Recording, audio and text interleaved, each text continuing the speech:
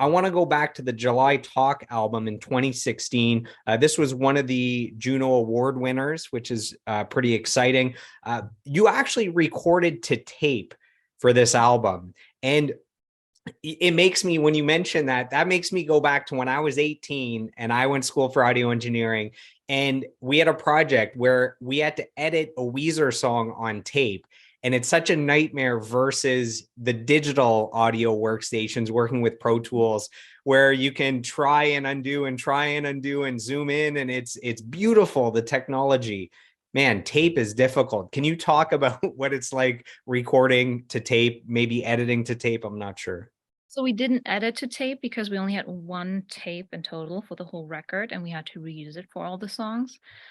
But it was, I think, the biggest setup because tape is a little bit more of a delicate medium. So we had to record pre-tape and then print it back post-tape so that we do have everything definitely for sure. And it was good because the producer Ian Davenport insisted on it, and he knows halfway through the record, some of the tracks on tape kind of just faded, and you could see that the tape just wore out, which it shouldn't have been, but I guess it was old tape and was a little brittle, and it was not possible to get a new tape in time because we were mid-session. So we had to, for example, at some point use a sub-kick mic from the pre-tape and then, line it up and make sure it's all correct. I love the workflow because it was just a little bit more relaxed. It wasn't like, okay, let's do it again, let's do it again, let's do it again. Because we had to, once the tape was full, play it back, and the band came in and listened to it. And then they also had more of a sense of what they wanted to change in their performance. And for the producer too, it was easier for him to say, look, like, you played it this way, but maybe for the next ones, like, play it a little different. And yeah, it was great, but it was also the only session I did to tape. And even in school, you don't really learn tape anymore. Like when I was in school, the SAE had a tape machine, but they didn't teach it. They just gave you tape to practice your own things. So I just did that on my own. And then in the other school, the teacher full on said, it's an old technology. It'll never be used. You'll never have to deal with it. So we're not going through it. Which in hindsight, I had a feeling I'll use it one day. So yeah, it was definitely pretty amazing to just have a very different workflow through the whole record. And it was also without a click. So it's not like you could just, print the click too and just line it up that way. So yeah, it was pretty intense. Did you find that the tape, that it gave the album a certain sound, like a warmth to it, or did you feel like it actually made a difference versus recording digitally? I feel like it did. Now, we're talking about maybe 1 or 2% difference. It's not like noticeable to most people, but I feel like it gives it a little bit more of a warm, glued together vibe. I mean, it could have to do too that, when you record to tape, you treat it maybe differently, or, there is many different reasons why it could turn out differently, but I feel like it definitely helped the album. And it also not being to a click. I mean, Danny is such a good drummer, it wasn't an issue, but you couldn't really take one take and then take the next one and just match it together unless you add it in between to make sure that it all flows. So it was a little bit of mix and match that I had to do with the producer after a song was done to make sure it's all there, and that's the take we're going with, and that's what the rest is going to be recorded on. Yeah. So you've recorded to tape just one time and it wins the Juno. So maybe 100% of the time that you record to tape, it's going to win a Juno. We don't know that because we haven't tested the theory. I'm just going to plant the seed there. So Could be a statistic, but I mean, the problem is money, right? A lot of people don't have the money to record to tape because tape itself, I think it was $650. for I'm not one sure if that was reel, US. One real. man, I Got remember it was moved. like $300 and it was expensive. So Yeah. $600. Well, because And they don't really make it as much anymore. And they had to import it from the States. And then it was not good. So they actually complained. And I think they got a new reel, but like 2 weeks after, we're done recording. So I'm not sure what, maybe they sold it or whatever. But tape is expensive that way, but then also there's more studio time, right? So you have to pay for the setup of the tape machine because it has to be demagnetized and it has to be fully dialed in and calibrated. And then it has to be cleaned in between sometimes because there's a little bit of residue on the heads. So you have to clean that up. And it takes just a little more time to reverse and put it back and print it. So there is a lot more studio time you have to pay for too. It's not just the tape. So you have to be really rehearsed. And I think a lot of people don't realize or are maybe afraid of having this ultimatum of, yeah, you can't just, overdub a million times. Like, just gotta have your shit together.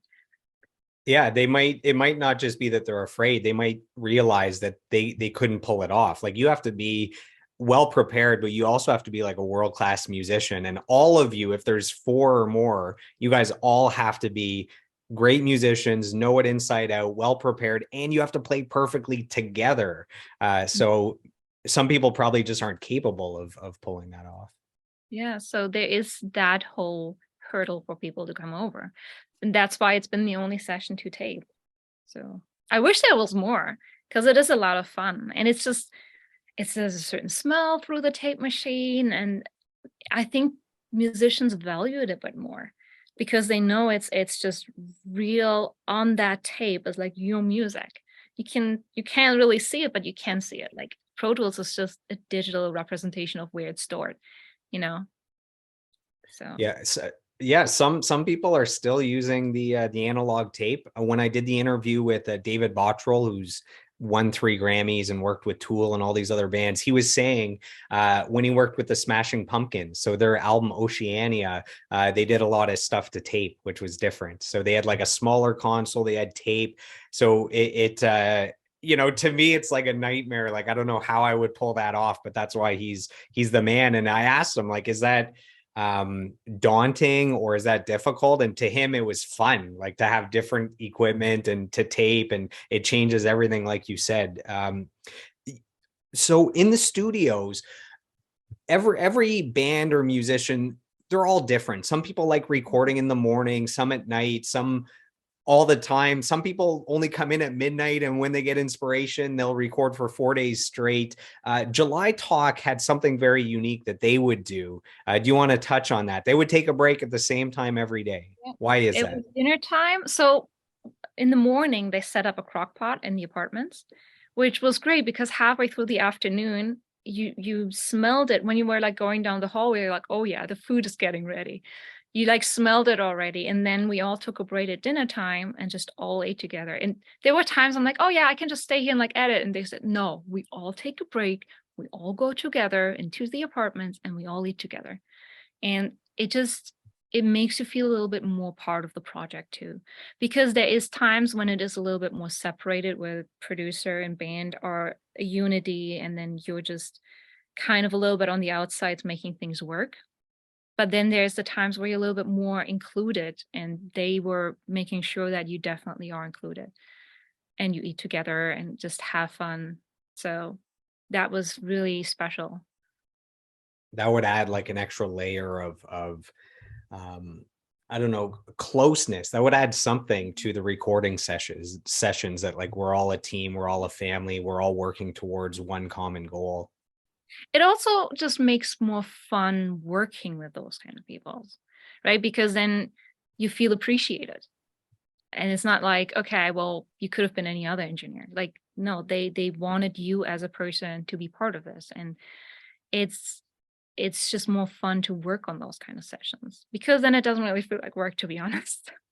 You're just listening to good music while it's all set up, pressing a few buttons, right? Do you remember the first time hearing music that you worked on get played on the radio? Do you remember that at all? Which band it might have been or which song? You're in the I studio and then think suddenly this thing you worked on is now out there in public consciousness and people are digging I it. think it would have been July Talk because Push and Pull got a lot of radio play and it still is to this day being played. I feel like Push and Pull and Back and Call seems to, at least from when I hear the radio and I hear them come up, seems to be the most played songs of theirs, and that's from the record I did with them. So I think That would have been probably the first. Yeah. Do you remember what it felt like when you heard it the first time on the radio? It's surreal. It's just like this weird feeling where you're like, "Wait, I know that song." Like, it takes you a second to just realize it, and then you're kind of in shock for the rest of the song, so you need a second time to actually fully appreciate it, because you just kind of weirded out. You're like, "Wait, I know that song. Wait, that's being played on the radio?" Like, you just it takes a bit to just get used to, for sure. Luckily, they played it Nice. a lot, so you were able to get used to it with, it played Exactly, over and yeah. over, and it still plays now.